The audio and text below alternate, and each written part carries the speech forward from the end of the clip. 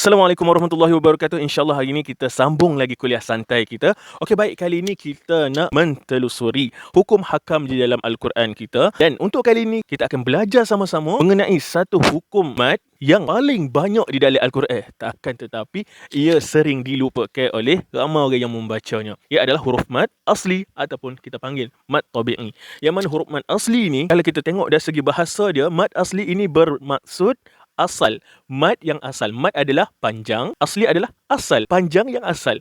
Panjang dari istilah bahasa Arab mestilah tidak kurang daripada 2. Dan asal adalah asal daripada panjang itu mestilah 2. Kalau lebih pada 2 itu bukan asal dah lah. Untuk mad asli ataupun mad tabi'i, harkat pada mad ini mestilah 2. Ingat, mad asli ataupun mad tabi'i mesti 2 harkat. Mad asli dan juga mad tabi'i mesti 2 harkat. Jom kita sama-sama belajar.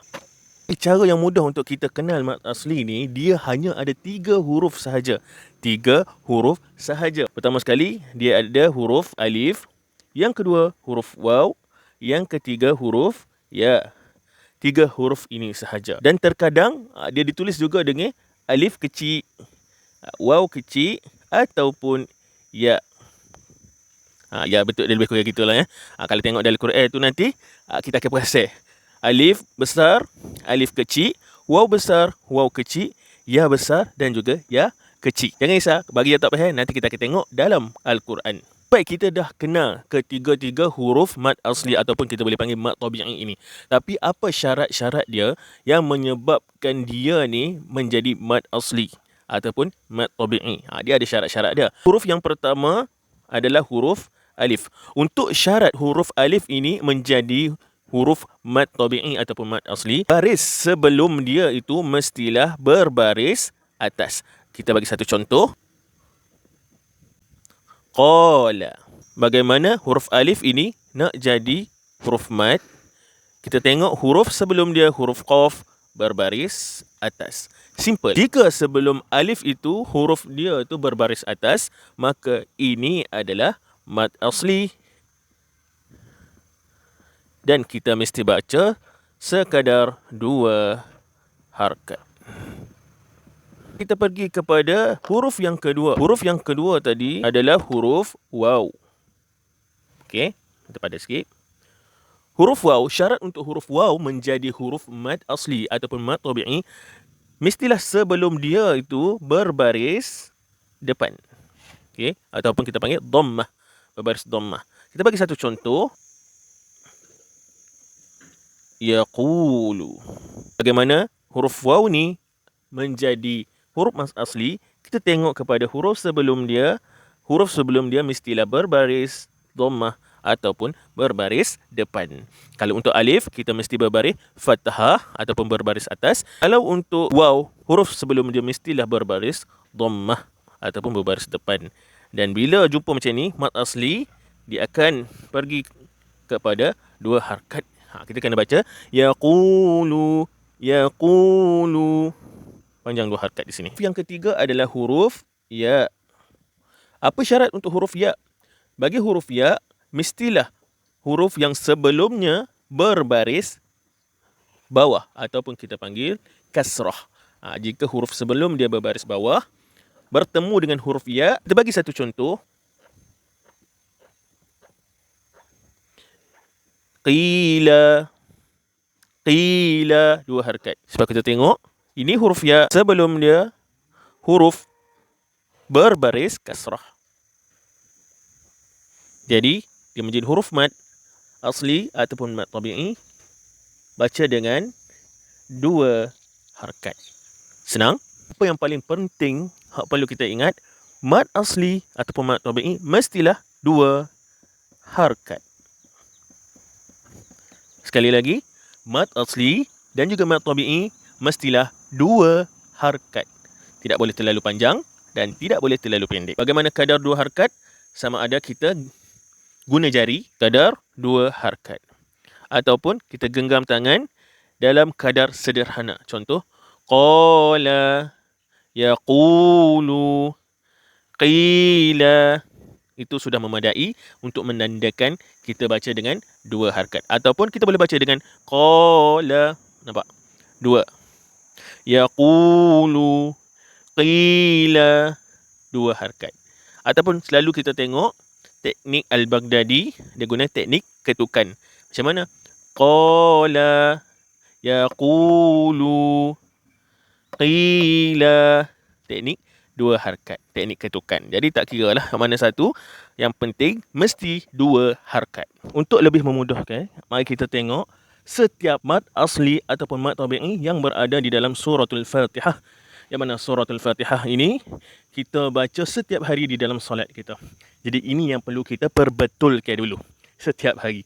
Mungkin ramai hok tak perasan ataupun ramai yang tercuai dalam mengenal pasti mad asli di dalam surah-surah. Jadi jom kita sama-sama tengok di mana tempat-tempat mad asli yang berada di dalam suratul Fatihah. A'udzu billahi minasyaitonir rajim. Bismillahirrahmanirrahim. Okey, baik. Untuk ayat yang pertama ini pada perkataan Bismillahirrahmanirrahim. Di sini kita ada dua tempat mad asli. Pertama sekali pada perkataan Allah. Jadi orang tanya, Ustaz, macam mana pada perkataan Allah tu dia tidak ada alif dan tidak ada alif kecil pun? Kenapa boleh panjang? Okay, sebenarnya alif dan alif kecil ada pada perkataan Allah. Dia kira tersembunyi. Tapi kalau kita tengok dulu, pada zaman dulu, atas pada sabdu ni dia ada alif kecil. Menandakan selepas lam tu ada mad asli. Allah. Kita tidak baca Allah. Mungkin kita baca Bismillah.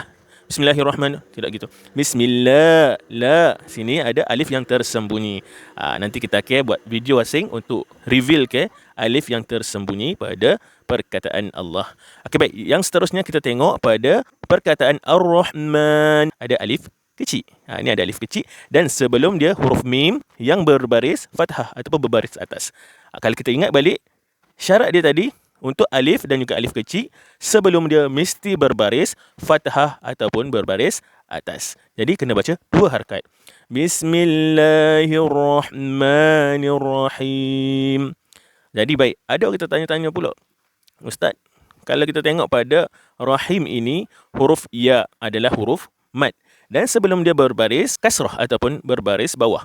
Kenapa kita baca panjang? Sebab di sini telah bertukarnya hukum. Asal dia, kalau ini menjadi satu ayat tanpa waqaf, dia menjadi mad asli. Rahimil hamdu. Baik, tapi bila dah waqaf, dia telah bertukar nama hukum. Itu akan datang kita akan belajar. Dia tukar jadi hukum apa pula sini. Jadi sini asal adalah mad asli ataupun mad tabi'i. Tapi bila dah diwaqafkan, dia telah bertukar hukum. Jadi di sini boleh dipanjangkan disebabkan hukum yang baru datang itulah. Seterusnya kita terus. Alhamdulillahi rabbil alamin. Alhamdulillah pada perkataan Allah tadi, supaya yang tadi Rabbil kita ada alif kecil. Nampak alif kecil di sini sebelum dia huruf ain yang berbaris fathah, berbaris atas. Jadi ini hukum mad asli dua harkat. Ini sama dengan ni, hukum yang telah berubah. Jadi kita abaikan dulu. Ar-Rahmanir-Rahim. Ar-Rahman. Kita ada alif kecil sebelum dia mim berbaris fathah. Mad asli dua harkat. Maliki yaumiddin. Kita ada alif kecil sebelum dia huruf mim berbaris atas, dua harkat. Jadi kita tanya-tanya, Ustaz, sini ada waw. Adakah dia mad asli? Kita ingat balik syarat dia. Huruf waw, syarat dia, huruf sebelum dia mestilah berbaris dhammah ataupun berbaris depan. Tapi hal ini berbaris atas. Jadi tidak termasuk dalam mad asli sebab tidak mencukupi syarat dia. Jadi ini bukan mad asli lah. Jadi kita baca Maliki yaumiddin. Okay, baik. Ini hukum yang sama. Jadi kita abaikan dahulu. Iyyaka na'budu wa iyyaka nasta'in. Kita tengok pada iyyaka. Di sini ada huruf alif yang mana sebelum dia huruf ya yang berbaris atas ataupun berbaris fathah. Jadi di sini juga mad asli dua harkat. Di sini juga hukum yang sama. Huruf alif sebelum dia huruf ya yang berbaris atas. Ihdinas siratal mustaqim. Okay, kalau kita tengok di sini ada huruf alif sebelum dia baris atas. Jadi persoalannya, adakah dia ni huruf mad asli ataupun mad tabi'i ataupun bukan? Sebab kalau kita baca ihdinas siratal mustaqim, bunyi macam tak ada panjang. Okay. Jadi di sini kita ingat balik dia punya istilah dia yang mana dia tidak terikat dengan hamzah ataupun sukun. Jadi kita tengok sini, kita ada hamzah wasal di sini.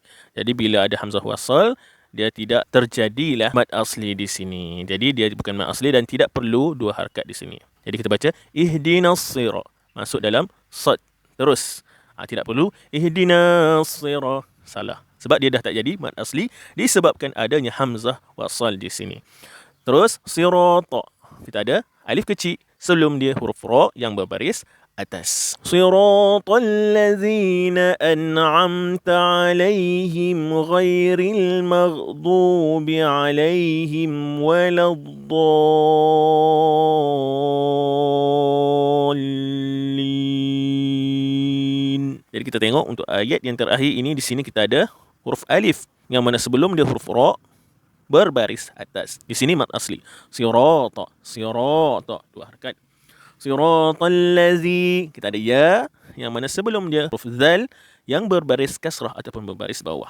Jadi di sini juga mad asli. Seterusnya kalau kita tengok sini huruf ya, adakah mencukupi syarat? Adakah ini mad asli? Tidak, kerana sebelum dia berbaris atas.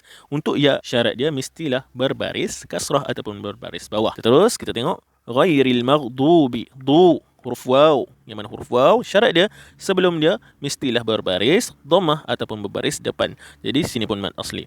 Maghdubi alaihim waladdallin. Amin. Jadi kalau kita perasan lagi antara huruf-huruf mad yang berada di dalam surah ini, kebanyakan dia huruf-huruf dia tidak ditandakan apa-apa baris di atas dia. Contoh kita kata alif kecil, alif yang mana atas dia tak ada tanda apa-apa. Ataupun kita tengok lazi, ya atas dia kosong tidak ada tanda apa-apa. Maghdu, waw atas dia kosong tidak ada tanda apa-apa.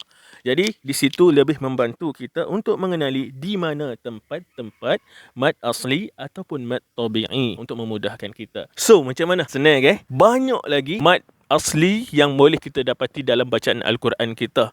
Jadi kita kena sentiasa perhatikan yang mana mad asli ni adalah mad yang kadang-kadang kita banyak cuai daripada membaca dia. Sebab kadang-kadang kita terlalu laju sehingga kita tertinggal di tempat-tempat mad asli yang perlu kita panjangkan sebanyak 2 harakat. Kita terlebih bacaan dia sehingga 3, 4 dan juga 5. Tidak bolehlah. Dan kita kena berhati-hati. Kita wajib membaca mad asli pada tempat dia. Jangan sesekali kita gugurkan dengan sengaja huruf di dalam mad asli ini, sebab dia boleh membawa kepada dosa kita membaca dengan salah. Sebab terkadang satu huruf boleh merubah satu makna di dalam bahasa Arab. Jadi walaupun kita kata perasan ataupun tak perasan, kita kena belajar untuk kenal tempat-tempat dia. Jangan terus-menerus dalam pembacaan yang salah. Semoga video ini membantu lebih ramai orang di luar sana untuk mengenali mad asli. Sharekan supaya lebih ramai orang sedar dan dapat membaca mad asli dengan sebenar-benar bacaan lah, insya-Allah, supaya kita sama-sama berkongsi ilmu dan supaya Allah Ta'ala ganjarkan kita dengan pahala yang besar. Wallahu ta'ala alam. Assalamualaikum warahmatullahi wabarakatuh.